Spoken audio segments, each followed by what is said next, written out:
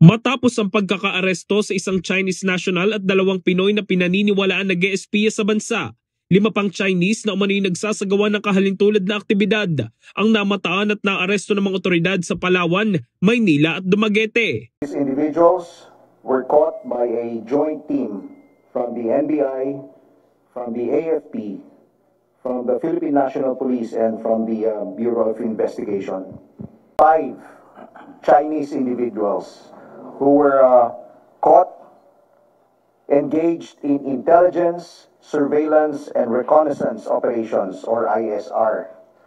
Base sa surveillance ng NBI, minamanmanan daw ng grupo ng mga ito ang Palawan kung saan naglagay ang mga ito ng high-resolution solar-powered camera na nakapokus sa karagatang sakop ng Pilipinas kung saan dumadaan ang mga barko papuntang West Philippine Sea. Monitored po, kaya napansin niyo po siguro, magdadala pa lang ng food supply ang ating mga barko, may nakaabang na dun. Monitored po tayo lahat.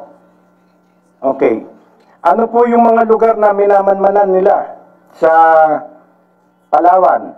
Kasama po dyan yung Naval Detachment Oyster Bay sa Puerto Princesa, Coast Guard Station, Antonio Bautista Air Base, Del Pilar Class PS-16 Naval Base at yung dockyard po ng ating Philippine Navy. Ayon pa sa NBI, nakatanggap sila ng impormasyon na may grupo ng mga Chinese ang nagpapanggap ng mga buyer ng marine products, pero nakita ang mga ito na nagsasagawa ng aerial surveillance sa Naval Detachment Oyster Bay sa Puerto Princesa. Napag-alaman din ng ahensya ng unang naarestong Chinese spy ay kasabwat ng 5 naaresto.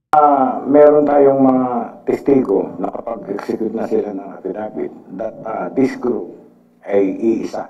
Sila lagi ang nagmi-meeting doon sa Palawan. Ganun po. Kaya nalaman namin na talaga sila ay iisang grupo lamang.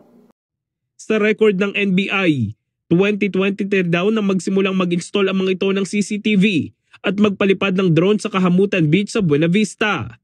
Pero ayon sa record ng BI, matagal nang nananatili sa Pilipinas ang mga naaresto, kaya naniniwala ang AFP na matagal na ang mga ito na minamanmanan ng Ulugan Bay pati na ang RORE missions.